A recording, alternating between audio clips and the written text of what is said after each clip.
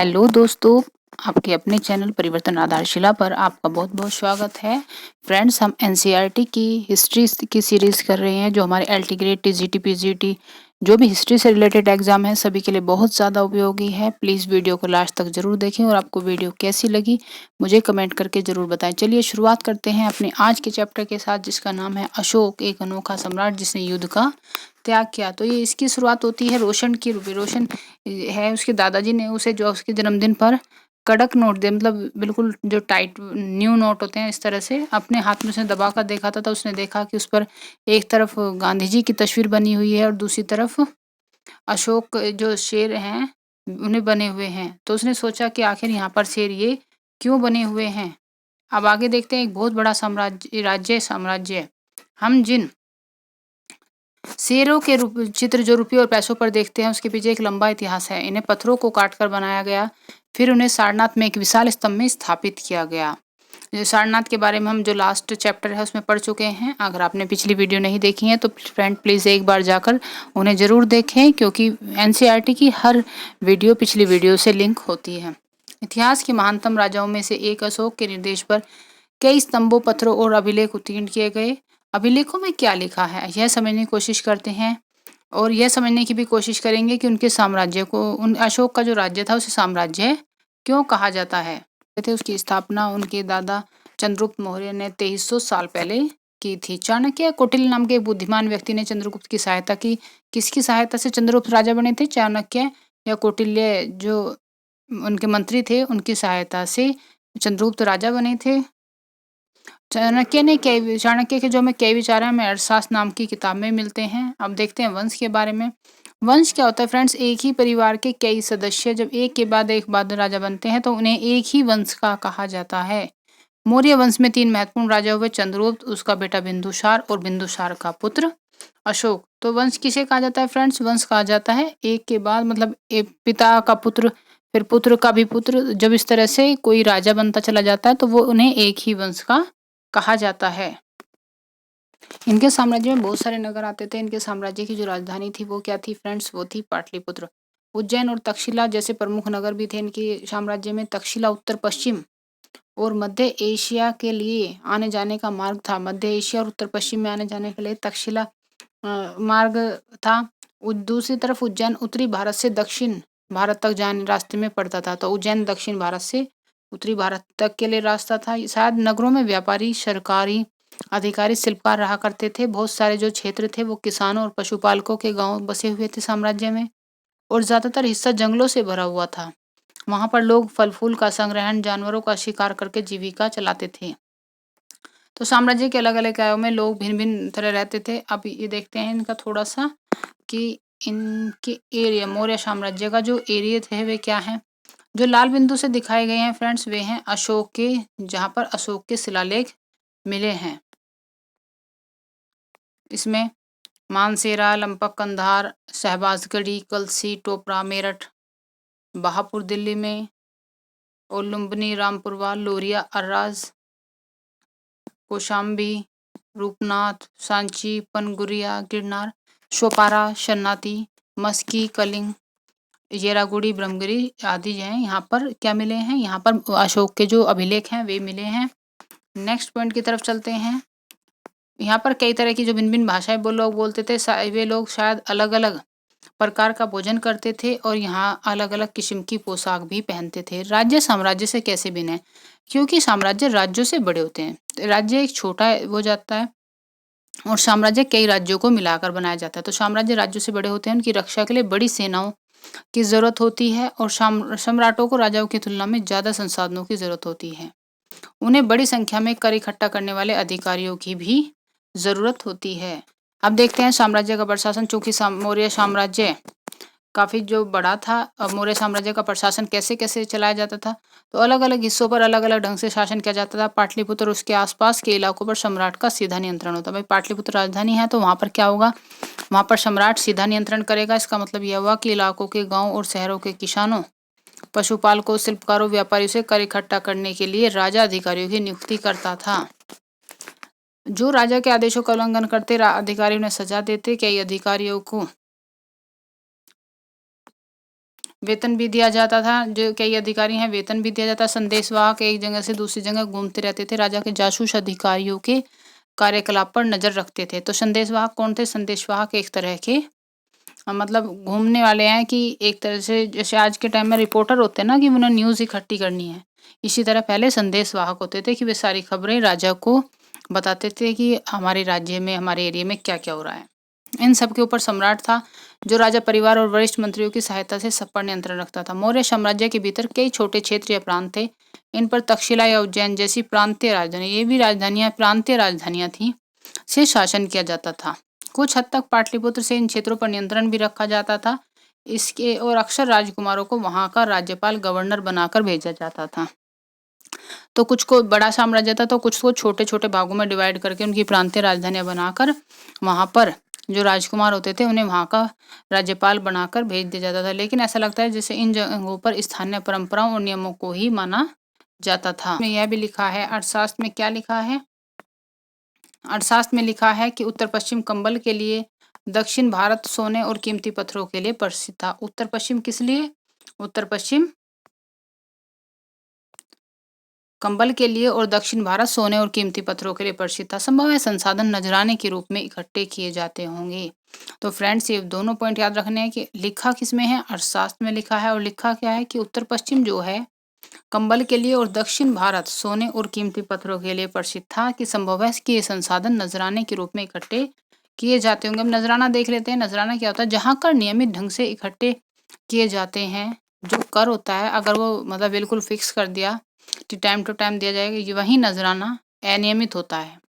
यानी कर एक बिल्कुल फिक्स चीज़ है कि हाँ आपको मंथली कर देना है या वार्षिक कर देना है। और नजराना क्या होता है? नजराना अनियमित रूप से जब भी संभव इकट्ठा किया जाता था। ऐसे नजराने विविध पदार्थों के रूप में ऐसे लोगों से लिए जाते थे जो स्वेच्छा से इसे दे दे। तो नजराना है एक तरह से राजा के लिए कोई भेंट लेके आना, तो उसे नजराना बोला जा रहा है। राजधानी में सम्राट के देख लेते हैं। राजधानी में सम्राट मैगसनी चंद्रगुप्त के दरबार में पश्चिम एशिया के यूनानी राजा सेल्यूकस निकेटर का राजदूत था। तो मैगसनीज कौन है? मैगसनीज चंद्रगुप्त के दरबार में आया था। पश्चिम एशिया के यूनानी राजा थे, सेल्यूकस निकेटर उनका राजदूत था।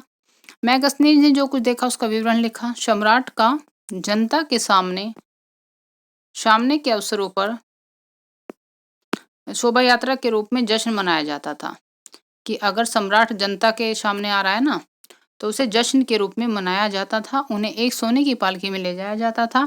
उनके अंगरक्षक सोने चांदी से अलंकृत हाथियों पर सवार रहते थे। कुछ अंगरक्षक पेड़ों को लेकर भी चलते थे। तो राजा की एक तरह से जैसे झांकी निकलती है, इस तरह से निकाली जाती है। और इन पेड़ों पर प्रशिक्षित तोतों का एक झुंड भी रहता था, जो सम्राट के सिर के चारों तरफ चक्कर लगाता रहता था। देखिए कितनी अच्छी व्यवस्था होती थी। बिल्कुल एक तरह से जैसे बिल्कुल झांकी होती है ना, बहुत अच्छे से उस तरह से निकाली जा रही है राजा की। जो राजा भी जब जनता के सामने आता था, राजा सामान्यतः हथियारबंद महिलाओं से घिरे होते थे। तो देखिए महिलाएं इनकी अंगरक्षक भी होती थी। वे हमेशा इस बात से डर रहते कहीं कोई उनकी हत्या की कोशिश ना करे। उनको खाना खाने से पहले खास नौकर उस खाने को चखते थे। वे लगातार 2 रात एक ही कमरे में नहीं सोते थे। और पाटलिपुत्र आधुनिक जो पटना है उसके बारे में देख लेते हैं। उसने मैगसनीज ने क्या लिखा? मैगसनीज ने लिखा एक विशाल और खूबसूरत नगर है। यहाँ यह एक विशाल प्राचीर से घिरा है, जिसमें 570 बुर्ज और 64 द्वार हैं। तो ये बात कौन बता रहा है? ये मैगसनीज बता रहा है पाटलिपुत्र के। उसे खूबसूरत और विशाल नगर बताया। प्राचीर उसमें प्राचीर से घिरा हुआ, जिसमें 570 बुर्ज और 64 द्वार हैं। 2 और 3 मंजिल वाले घर लकड़ी कच्ची ईंटों से बने हैं। जो राजा का महल है वह भी काठ होती है लकड़ी से बना है, और पत्थर की नक्काशी से अलंकृत किया गया है। यह चारों तरफ से उद्यानों और चिड़ियों के लिए बने बसेरों से घिरा है। तो ये पाटलिपुत्र के बारे में बताया गया है। और जो अंत में जंगल वाले जो इलाके आते थे, वहां रहने वाले काफी लोग जो है ज्यादातर स्वतंत्र थे। बस उनसे उम्मीद की जाती थी कि मौर्य पदाधिकारियों को हाथी, लकड़ी, मधु यानी कि शहद और मोम जैसी जो जंगल से प्राप्त होने वाली चीजें हैं वो ला कर दें। अशोक एक अनोखा सम्राट। अशोक मौर्य वंश का सबसे प्रसिद्ध शासक था। वह ऐसे पहले शासक थे जिन्होंने अभिलेखों द्वारा जनता तक संदेश पहुंचाने की कोशिश की है। अभिलेखों को अशोक के ज्यादातर अभिलेख प्राकृत और ब्राह्मी लिपि में हैं। तो अशोक के अभिलेखों की भाषा कौन सी है? भाषा प्राकृत है और लिपि ब्राह्मी है। अब कलिंग युद्ध का वर्णन देखते हैं। कलिंग युद्ध का वर्णन करते हुए अशोक का अभिलेख। अपने एक अभिलेख में अशोक ने यह बात कही कि राजा बनने के 8 साल बाद मैंने कलिंग विजय की। इसमें 1.5 लाख लोग बंदी बनाए गए, 1 लाख से ज्यादा लोग मारे गए। मुझे अपार दुख हुआ। जब किसी स्वतंत्र देश को जीता जाता है तो लाखों लोग मारे जाते हैं, बहुत सारे बंदी बनाए जाते हैं, ब्राह्मण और शिरमन भी मारे जाते हैं। जो लोग अपने सगे संबंधियों मित्रों को बहुत प्यार कर देते हैं, दासों और मृतकों के प्रति दयावान होते हैं, वे भी युद्ध में या तो मारे जाते हैं या अपने प्रियजनों को खो देते हैं। इसलिए मुझे पश्चाताप हो रहा है। मैंने अब धर्म का पालन करने और दूसरों को इसकी शिक्षा देने का निश्चय किया है। तो अशोक कलिंग के युद्ध के बाद क्या करता है, वो पश्चाताप करता है और धर्म का पालन करने और दूसरों को इसकी शिक्षा देने का निश्चय करता है। उन्होंने कहा, मैं मानता हूँ कि धर्म के माध्यम से लोगों का दिल जीतना बलपूर्वक विजय पाने से ज्यादा अच्छा है। मैं यह अभिलेख भविष्य के लिए एक संदेश के रूप में इसलिए उत्कीर्ण कर रहा हूँ कि मेरे बाद मेरे बेटे और पोते भी युद्ध न करें। इसके बदले उन्हें यह सोचना चाहिए कि धर्म को कैसे बढ़ाया जाए। कलिंग की लड़ाई से युद्ध को लेकर अशोक के विचारों में कैसे परिवर्तन हुआ, इस बारे में आप थोड़ा सा टॉपिक लिखने की कोशिश कीजिएगा। धर्म जो है संस्कृत शब्द धर्म का प्राकृत रूप है। धम्म शब्द जो संस्कृत शब्द है जो धर्म का प्राकृत रूप है। कलिंग जो है तटवर्ती उड़ीसा का प्राचीन नाम है, जो अब उड़ीसा है उसका प्राचीन नाम है। अशोक ने कलिंग को जीतने के लिए एक युद्ध लड़ा, लेकिन युद्ध जनित हिंसा और खून खराबे देखकर उससे युद्ध से वितृष्णा हो गई, नफरत हो गई। उसने निर्णय लिया भविष्य में कभी युद्ध नहीं करेंगे। ये देखते हैं फ्रेंड्स, उत्कृष्ट पॉलिश वाले पत्थर की इस मूर्ति को देखिए। ये जो मूर्ति है ये दिखाई गई है कि ये बिहार के रामपुरवा में मिले एक मौर्यकालीन स्तंभ का हिस्सा है। बिहार के एक रामपुरवा में एक स्तंभ मिला है मौर्यकालीन, वह इसका हिस्सा है, वहां से मूर्ति मिली है। अब इसे फिलहाल राष्ट्रपति भवन में रखा गया है। यह उस टाइम की जो मूर्ति कला है, आप देखिए कितनी उत्कृष्ट थी, जो इस तरह की मूर्तियां वहां पे बनाई जा रही थी। अब देखते हैं अशोक का धम्म क्या है। अशोक के धम्म में किसी देवता की पूजा या किसी कर्मकांड की आवश्यकता नहीं थी। तो अशोक किसी भी देवता की, मतलब ये नहीं है कि अशोक का जो धम्म था कि वो कहता कि भगवान की पूजा करो या इस देवी देवता की पूजा करो या ये कर्मकांड करो, कुछ नहीं। उन्हें लगता था कि पिता अपने बच्चों को अच्छे व्यवहार की शिक्षा देते हैं, वैसे ही उनका कर्तव्य है कि राजा का भी कर्तव्य है कि अपनी प्रजा को निर्देश दे। बुद्ध के उपदेशों से भी वे प्रेरित हुए थे। ऐसी कई समस्याएं थी जिनके लिए उनमें संवेदना थी। उनके साम्राज्य में अलग अलग धर्मों को मानने वाले लोग थे, कई बार टकराव भी पैदा हो जाता था। अलग अलग धर्म को मानने वाले लोग हैं तो टकराव भी पैदा हो जाएगा, कोई अपनी बात करेगा दूसरा अपनी। जानवरों की बलि चढ़ाई जाती थी, जानवरों की बलि चढ़ाई जाती, दासों और नौकरों के साथ क्रूर व्यवहार किया जाता था। इनके अलावा पड़ोसी परिवार व पड़ोसियों के बीच भी झगड़े होते थे। अशोक ने महसूस किया कि इन समस्याओं का निदान उनका कर्तव्य है। जैसे पिता का कर्तव्य होता है अपने बच्चों में शांति बनाए रखना, उन्हें अच्छी शिक्षा देना, तो इस तरह अशोक ने महसूस किया कि उसका भी कर्तव्य है कि अपनी प्रजा के बीच शांति और सुरक्षा बनाए रखे। इसलिए उन्होंने धम्म महामात नामक अधिकारी की नियुक्ति की। वे जगह जगह जाकर धम्म की शिक्षा देते थे। धम्म महामात नामक अधिकारी की नियुक्ति किसने की है? अशोक ने की है। क्यों की है? कि वे जगह जगह जाकर धम्म की शिक्षा दें। अब अशोक तो अपने आप तो अकेला नहीं जा सकता, तो अब किसी अधिकारियों की तो नियुक्ति करनी पड़ेगी ना। तो उसने धम्म महामात नामक अधिकारी की नियुक्ति की। इसके अतिरिक्त अशोक ने अपने संदेश कई स्थानों पर और शिलाओं पर, स्तंभों पर भी खुदवा दिया। अब उसने क्या किया है कि उसने अभिलेख खुदवाना स्टार्ट कर दिया। क्यों? क्योंकि जनता उसके विचारों को पढ़ सके, उनका पालन कर सके। तो वे अभिलेख क्या होते थे कि वे पत्थरों पर खुदवा दिए तो वे हमेशा के लिए अमर हो जाते थे। आने वाले टाइम पीरियड में उनके बच्चे भी, मतलब कई पीढ़ियों तक वे लगातार उनका अनुसरण करते रहे। अधिकारियों को निर्देश दिया गया कि राजा के संदेश को उन लोगों को पढ़कर सुनाए जो खुद पढ़ नहीं सकते, मतलब जो अनपढ़ हैं उन्हें पढ़कर भी सुनाए।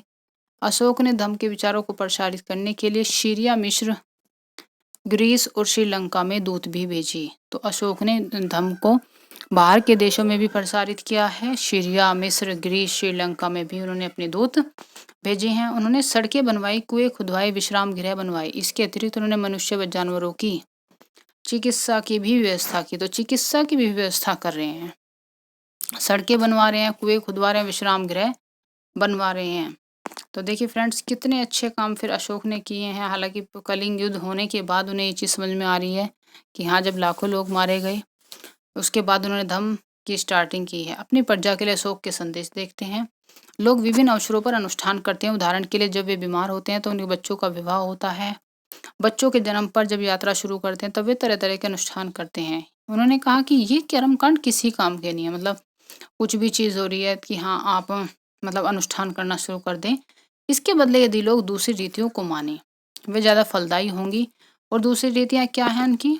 दूसरी रीतियाँ हैं कि अपने दासों और नौकरों के साथ अच्छा व्यवहार करो, बड़ों का आदर करो, सभी जीवों पर दया करो, ब्राह्मणों और श्रमणों को दान देना, अपने धर्म की प्रशंसा, दूसरे के धर्म की निंदा नहीं करना। मतलब ये चीज़ दोनों से कि ये नहीं है कि अपने अपने धर्म की प्रशंसा करते हो दूसरे के धर्म की निंदा करते हो। ये चीज़ भी उन्होंने गलत बताई कि उन्होंने कहा दोनों ही बातें गलत हैं। हर किसी को दूसरे धर्म का आदर करना चाहिए। यदि कोई अपने धर्म की बड़ाई और दूसरे के धर्म की बुराई करता है तो वास्तव में अपने धर्म को ज़्यादा नुकसान पहुंचा रहा है। इसलिए हर किसी को दूसरे के धर्म के प्रमुख विश्वासों को समझने की कोशिश करते हुए उनका आदर करना चाहिए। भारत के प्रथम प्रधानमंत्री पंडित जवाहरलाल नेहरू थे। उन्होंने लिखा कि उनके धर्मादेश आज भी हमसे ऐसी भाषा में बात करते हैं जिन्हें हम समझ सकते हैं, जिनसे हम बहुत कुछ सीख सकते हैं। अशोक ने धर्म के विचारों को दूर दूर तक फैलाने के लिए बातों बातों को बताया जो आपके अनुसार आज भी प्रासंगिक हैं। अशोक के संदेश को उन हिस्से को बताओ जो आज भी प्रासंगिक है। मतलब इस तरह से बताना है कि आज हम उन की बातों में से क्या क्या चीज़ फॉलो कर रहे हैं। जैसे हम किसी को कह देते हैं ना कि मतलब अपने धर्म का आदर करो, दूसरे धर्म का आदर अनादर मत करो, जो जैसा करेगा वैसे रहेगा। वो तब चीज़ें अशोक के टाइम पीरियड से ही चली आ रही हैं। आगे देखते हैं ब्राह्मी लिपि। ब्राह्मी लिपि आधुनिक भारत की ज़्यादातर लिपियाँ पिछले सैकड़ों वर्षों में ब्राह्मी लिपि से ही उत्पन्न हुई हैं। यहाँ आप ए अक्षर को अलग अलग भाषा में देखिए। आरंभिक ब्राह्मी में ऐसे लिखा जाता था, देवनागरी में इस तरह ए को, बांग्ला में इस तरह से, मलयालम में इस तरह से और तमिल में ऐसे। तो ये ए ही लिखा हुआ है लेकिन ये अलग अलग तरीके से लिखा हुआ है। यह नेत्र में दिया गया है चीन के बारे में। चलो इसे भी थोड़ा सा देख लेते हैं। मौर्य साम्राज्य को बढ़ने से थोड़ा पहले 2400 वर्ष पहले चीन में सम्राटों ने चीन की दीवार का निर्माण शुरू किया। इसे बनाने का उद्देश्य उत्तरी सीमा की पशुपालकों लोगों से रक्षा करना था। 2000 वर्षों तक दीवार का निर्माण कार्य चलता रहा। यह दीवार लगभग 6400 किलोमीटर लंबी है। देखिए कितनी लंबी ये दीवार है, 6400 किलोमीटर, और पत्थर की और ईंट की बनी है। इसकी ऊपरी सतह सड़क जितनी चौड़ी है। इस दीवार को बनाने के लिए हजारों लोगों को काम करना पड़ा। 100-200 मीटर की दूरी पर निगरानी के लिए बुर्ज बने हुए हैं।